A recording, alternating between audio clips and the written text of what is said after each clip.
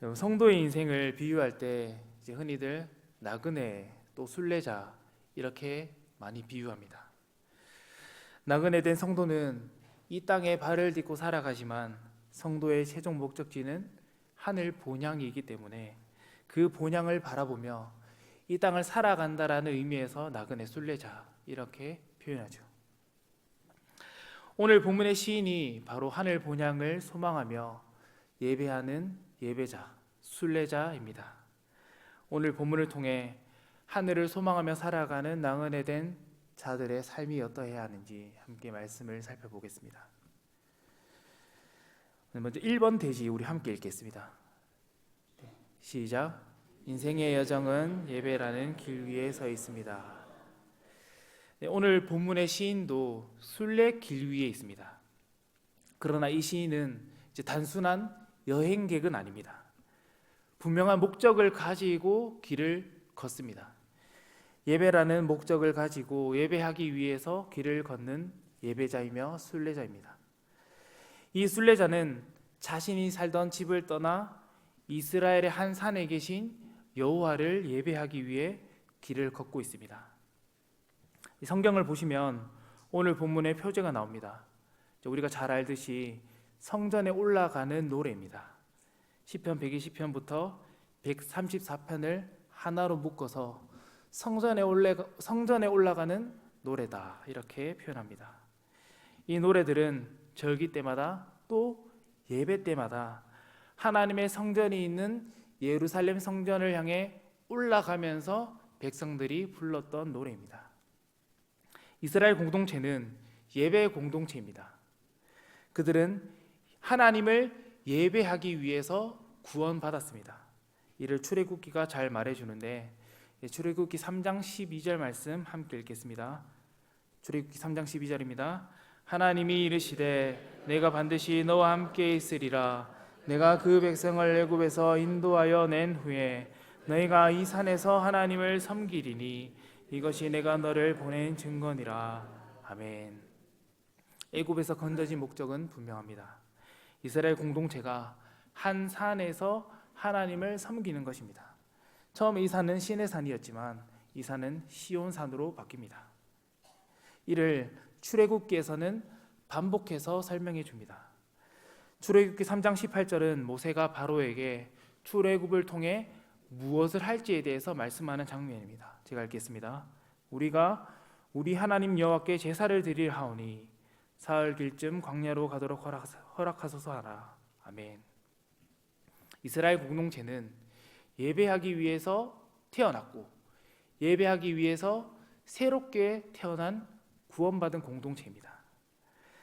하나님께서는 이스라엘을 예배 공동체로 부르십니다. 그리고 시내산에서 언약을 맺으시며 이렇게 말씀하십니다. 너희가 내게 대하여 제사장 나라가 되며 거룩한 백성이 되리라. 너는 이 말을 이스라엘 자손에게 전할지니라. 아멘. 언약식을 체결한 이후에 이스라엘 백성들은 예배의 공동체로서 또 제사장들을 세우고 성막을 짓고 예배를 집례합니다. 그리고 예배하며 약속의 땅으로 걸어갑니다. 오늘 본문의 순례자도 언약 공동체에 속하여 여호와께서 계신 한 산인 예루살렘을 향해 걷고 있습니다. 이 순례자의 걸음은 예배라는 분명한 목적을 가진 걸음입니다. 오늘 시인은 자신의 인생이 예배라는 목적 위에 서 있다라는 사실을 알았습니다. 이 예배자는 여호와의 성전이 있는 그 산을 향해 눈을 들고 걸어갑니다. 그리고 노래합니다. 그 성전에 임재하시는 하나님을 향해 노래합니다. 나의 도움이 어디서 올까? 여러분, 이 질문은 답을 몰라서 하는 질문이 아닙니다. 나의 도움이 하나님께로부터 온다라는 사실을 알기 때문에 눈을 들어 하늘을 바라보며 여호와께서 계신 성전을 바라보는 것입니다. 성도의 인생은 예배라는 목적을 갖고 있습니다.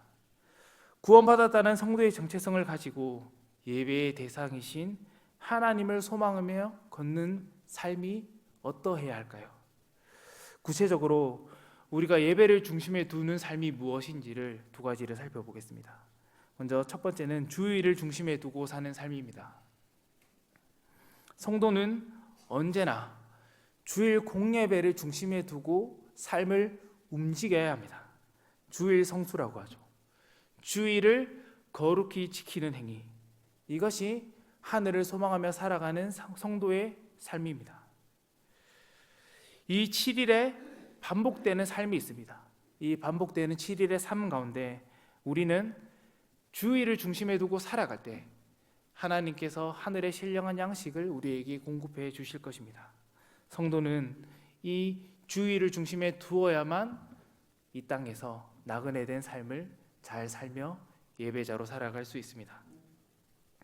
이스라엘 공동체가 절기를 중심으로 또 안식일을 중심에 두고 살았던 것처럼 우리도 그리스도의 날, 주님께서 부활하신 그 날을 중심에 두며 살아가야 합니다.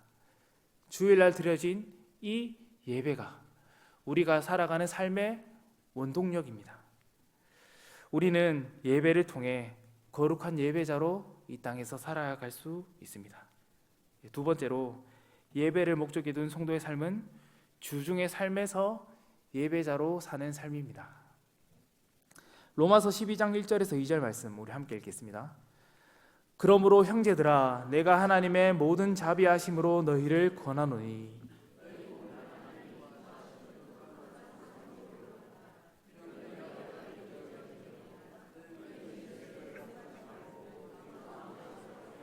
변화를 받아 하나님의 선하시고 기뻐하시고 온전하신 뜻이 무엇인지 분별하도록 하라. 아멘. 우리의 몸을 하나님이 기뻐하시는 거룩한 산제물로 드려야 합니다. 이를 영적인 예배다, 이렇게 말씀합니다.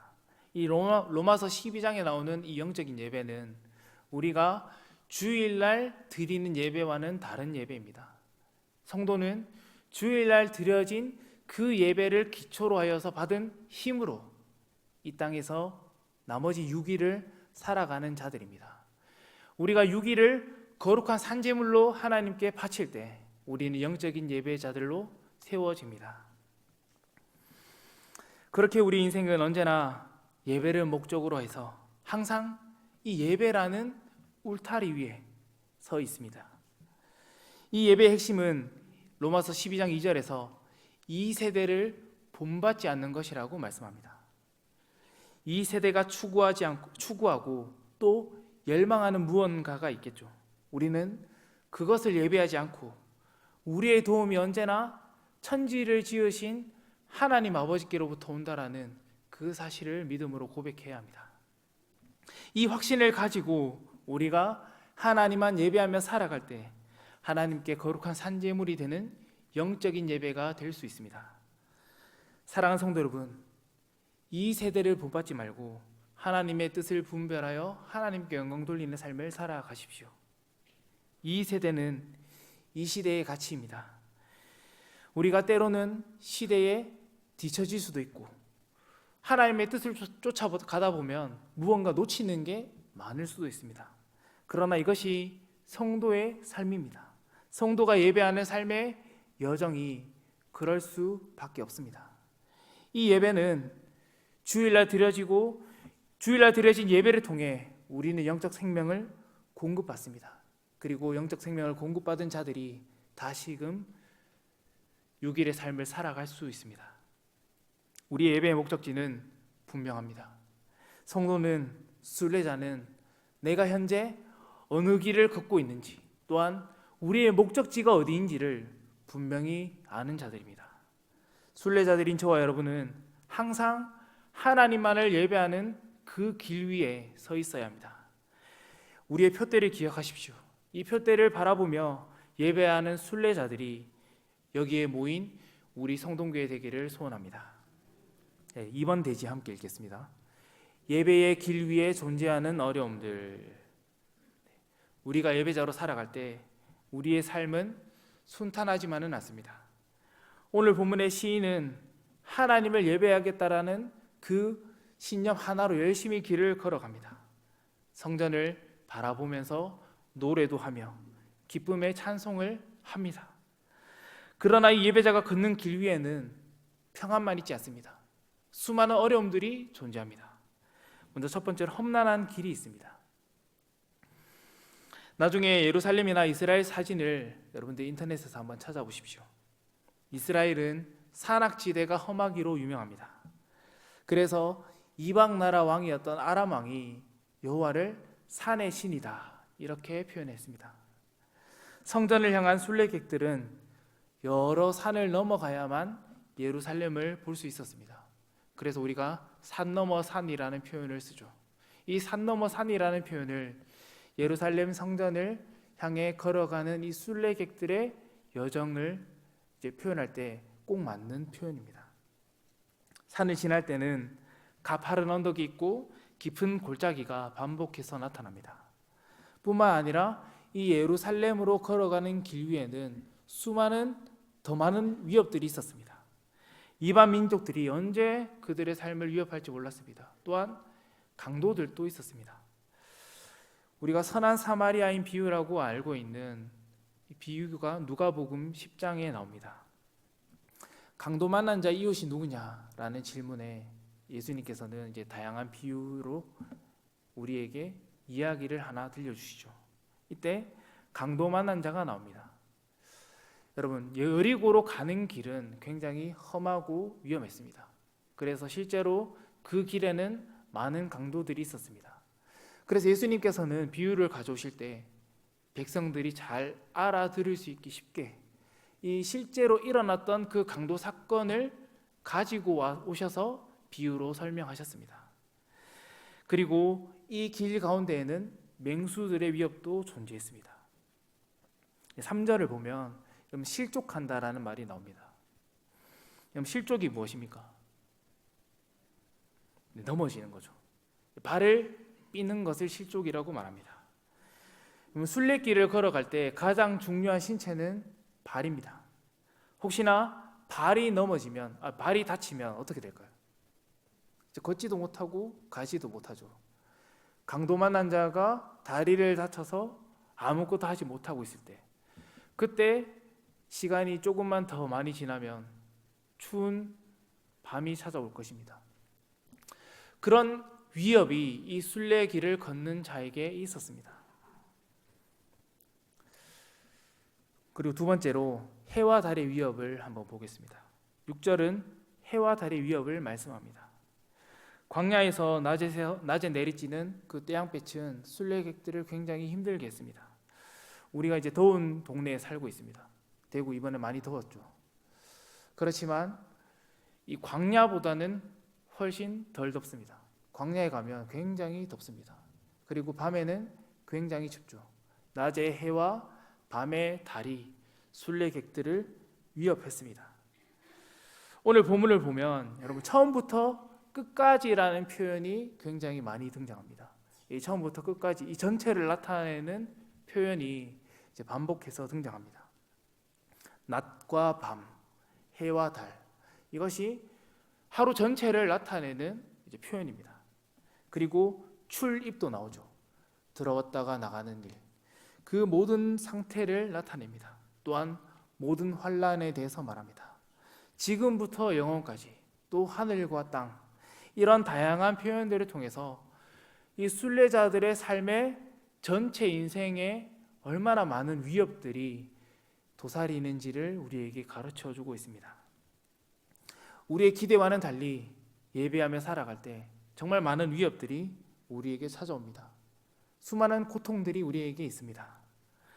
처음부터 끝까지 항상 여러 위협들이 순례자들의 삶 가운데 있습니다. 이 여러 요소들이 우리의 예배를 방해합니다.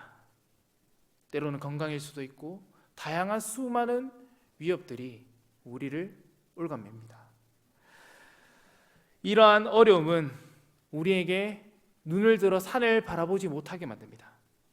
성도의 목적지를 잊게 만들고 땅만 바라보며 땅의 것만 쫓아 살게 만듭니다.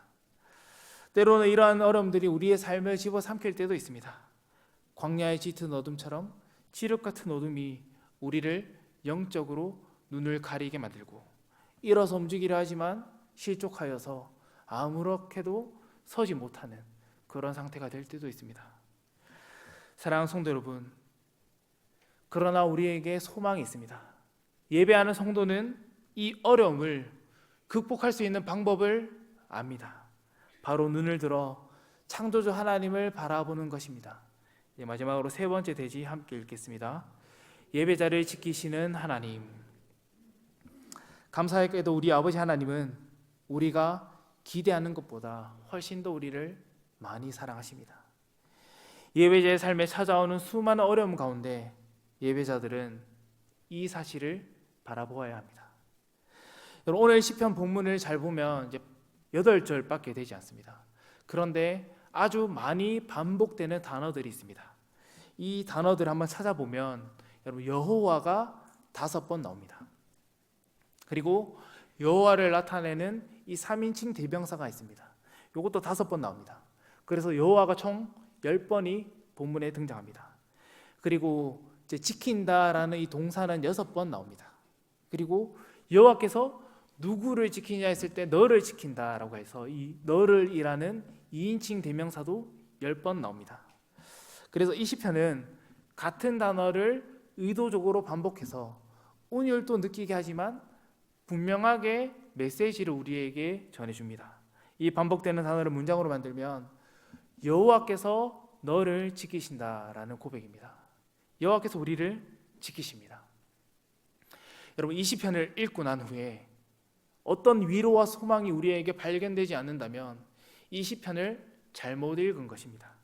이 시편을 읽고 난 후에 우리는 하나님께서 우리의 아버지 되셔서 우리를 지키신다라는 그 확신을 반드시 발견하셔야 합니다.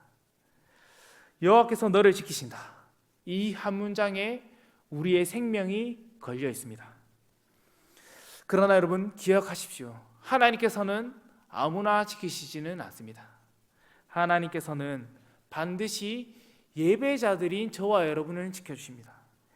예배를 목적으로 살아가는 우리 교회를 지키십니다. 우리를 방해하는 수많은 대적들로부터, 그들의 방해로부터 하늘 아버지께서 우리를 보호하십니다. 창조주 하나님은 예배자를 지키십니다. 그 창조주의 권능이 우리를 붙들기 때문에 우리는 안전합니다. 3절과 4절을 보면 하나님은 결코 졸지 않으시는 분이십니다. 항상 깨어서 자기 백성을 보호하십니다. 하나님은 밤낮 쉬지 않으시며 놀고 계시거나 일하지 않으시는 게 아니라 항상 자기 백성, 예배하는 저와 여러분을 지켜주십니다. 그리고 5절에서는 여호와께서 그늘이 되신다 이렇게 고백합니다. 여러분, 여기서 그늘이라는 말은 이제 어미새가 새끼새를 날개로 품어 안는 것을 표현하는 말입니다. 창조주 하나님께서 그 펴신 팔로, 그 강하신 팔로 저와 여러분을 안으시고 지키신다면 이 땅에 어떤 어려움이 우리를 물리치며 우리를 이겨낼 수 있겠습니까? 그래서 시편에서는 주의 날개 아래 거하는 것이 가장 큰 소망이다 이렇게 자주 노래합니다. 8절에서는 지금부터 영원까지, 처음부터 끝까지 단 한순간의 빈틈도 없이 하나님께서 우리를 지키신다 이렇게 고백합니다. 사랑하는 성도 여러분, 순례자들은 어디에 집이 있냐에 따라서, 지파별로 어느 위치에 동네가 있냐에 따라서 짧게는 반나절, 길게는 몇 달 동안 이 순례 여정을 걸어가야 했습니다. 시인이 거친 길과 여러 환경적 어려움에도 불구하고 기쁨과 소망의 노래로 함께 이 순례의 길을 걸어갈 수 있었던 이유는 하나님께서 저와 여러분을, 이 시인을 지킨다라는 고백이, 확신이 있었기 때문이었습니다. 누군가는 이 예배의 길을 계속해서 걸어가야 되냐 이렇게 물을 수도 있습니다. 이스라엘에는 3번의 절기가 있었습니다. 이때마다 예배자는 예배를 지키기 위해서 예루살렘 산을 향해 걸어갔습니다.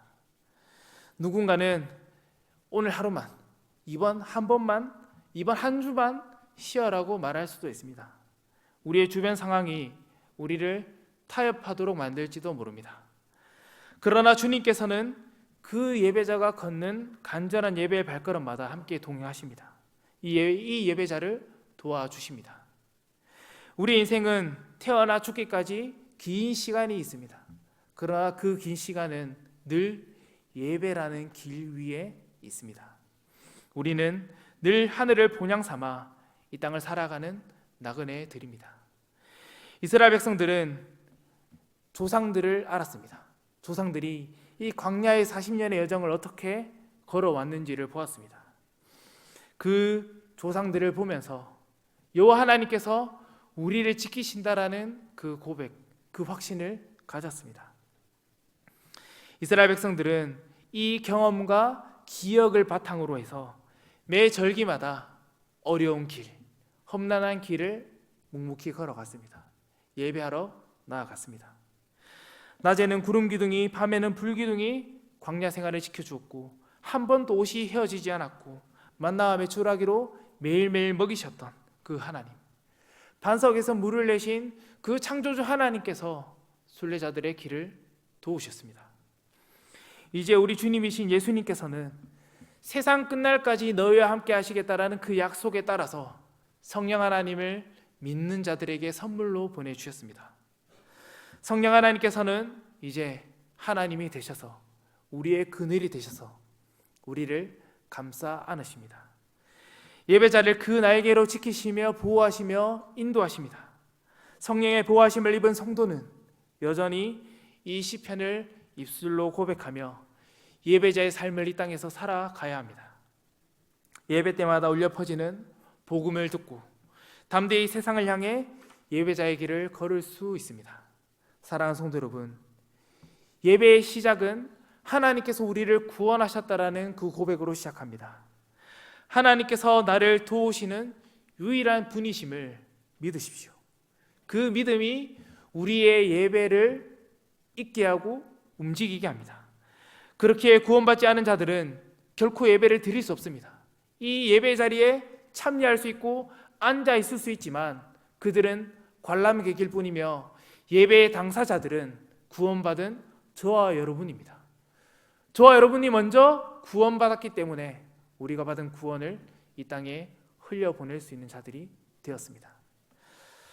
저와 여러분은 예배 현장에서 늘 예배하고 계십니까? 우리는 예배에 참여하지만 예배의 당사자도 되어야만 합니다. 하나님과 언약 백성이 예배하는 시간이 바로 예배입니다. 우리는 예배를 참여하며 예배를 통해 하나님을 만나고 구원의 감격을 누려서 우리가 이 땅에서 살아가는 시간 동안 주어지는 그 여러 환난 가운데 예배자를 지키시는 그 하나님을 실제로 우리의 삶에서 누리며 경험하며 살아가셔야 합니다. 이제 말씀을 맺겠습니다. 저와 여러분이 하나님이 기뻐하시는 예배자들이 되기를 소원합니다. 예배자로서 남은 생애를 함께 이 땅에서 동력하며 살아갑시다. 우리의 예배는 주일 공예배를 시작으로 6일의 삶으로 이어집니다. 우리는 매 순간마다 하나님을 소망하며 찬양하며 예배하는 예배자들입니다. 그러나 우리가 예배자로 사는 이 삶의 여정 가운데는 우리가 예상하지 못했고 우리가 전혀 기대하지 않았던 어려움들만 있는 것처럼 느껴질 때도 있습니다. 그러나 하나님께서는 예배자들을 지키시는 사랑의 아버지시며 예배자들을 지켜내실 수 있는 능력 있는 하늘 아버지이십니다. 오늘 본문에 나타난 하나님의 도우심이 저와 여러분의 삶에도 동일하게 경험되기를 소원합니다. 눈을 들어 하늘의 왕이신 여호와 하나님을 바라보십시오. 우리의 도움은 천지를 지으신 여호와께만 있습니다. 기도하겠습니다.